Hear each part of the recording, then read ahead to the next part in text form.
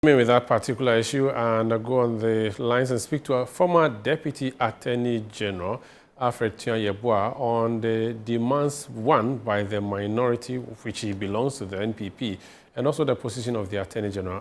Former Deputy AG, you're welcome to ChannelOne News. Thank you, my brother. When you were Deputy AG and you worked with Godfred Yeboah, the criminal case involving Dr. Duffuor and others was actively pursued. What is your reaction to the current Attorney General's decision to discontinue the case through Nolle Prosequi? Thank you very much.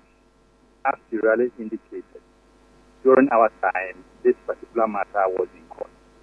But it started in 2020. We were able to call two witnesses, the first witness being the receiver of Unibank, appointed by the Bank of Ghana. Now, during that period, we made sure that all the objections raised by defense counsel, we responded to them accordingly, including going to the Court of Appeal and coming back and all manner of objections that they raised. And we were fortified in our belief that we had a strong case. For that matter, we're going to get good results. So, personally speaking, I was a bit surprised when I heard the AG say that they had entered Nolle Prosequi. Let me first indicate that the AG has the power. Nobody can challenge it to enter Nolle Prosequi in any matter at any stage of the proceeding.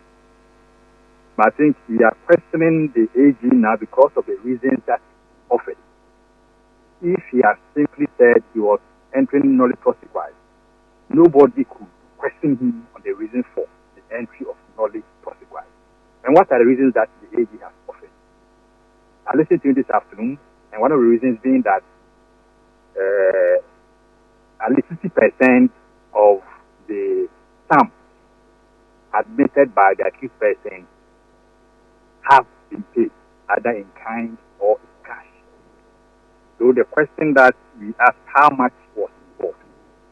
If you look at the case that we sent to court, the amount involved was 5.7 billion Ghana cedis.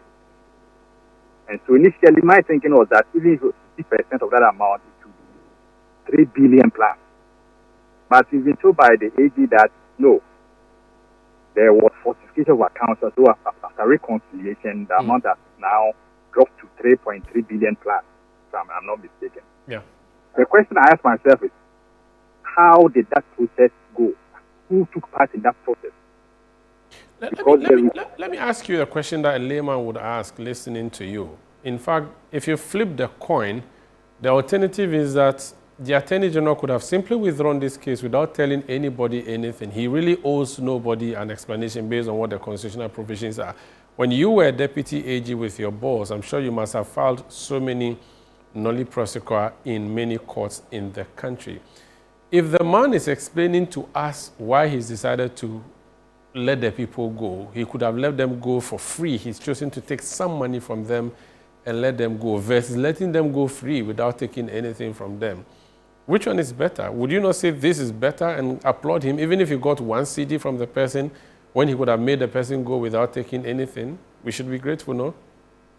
In terms of the explanation, I will not contest that. The explanation is given is something that I think we must all look up to, that at least you explain your actions, even though it's not by law and you don't explain this action. But the moment you give the explanation, then people will also begin to query the explanation. If he had entered Nolle Prosequi simpliciter without explanation, that one we wouldn't even know whether he will be coming back with new charges, whether he will not come back, etc., etc. But here's a situation where he's saying that based on his assessment of the case, this is what he's going to do, and he's done it. And so my worry is, if the Attorney General is saying 60% is what he thinks is the proper threshold when it comes to financial matters, then I beg to differ. Okay. I mean, 60% on the face of it, you may think is something big, but what about the 40? And who pays for the 40? Especially in this particular case, as I earlier indicated, where the amount involved is 5.7 billion, but we are now told that about 2.1 or plus billion was something that was falsified. So I have a question there. Who falsified it? Because the receiver was appointed by the Bank of Ghana. And it was through the work of the receiver and investigators that amount was reached, that we came to that amount, 5.7. And so currently, when they said they've gone in again and they produced the amount, I may want to know the position of the receiver. Is it the case that he is also complicit in it? Okay. In any event, even if it's not even complicit, and then there's evidence of falsification, it will mean that Dr. Duffuor and his people who engage in that falsification will have to be charged for falsification of accounts. Very well. So they cannot even work free on that. Okay. So then during our time, we make sure that we will get 100% plus, but not minus. So it's either you will recover, you give us the 100% of that amount, you are spared custodial sentence, or you give 100% together with restitution or interest.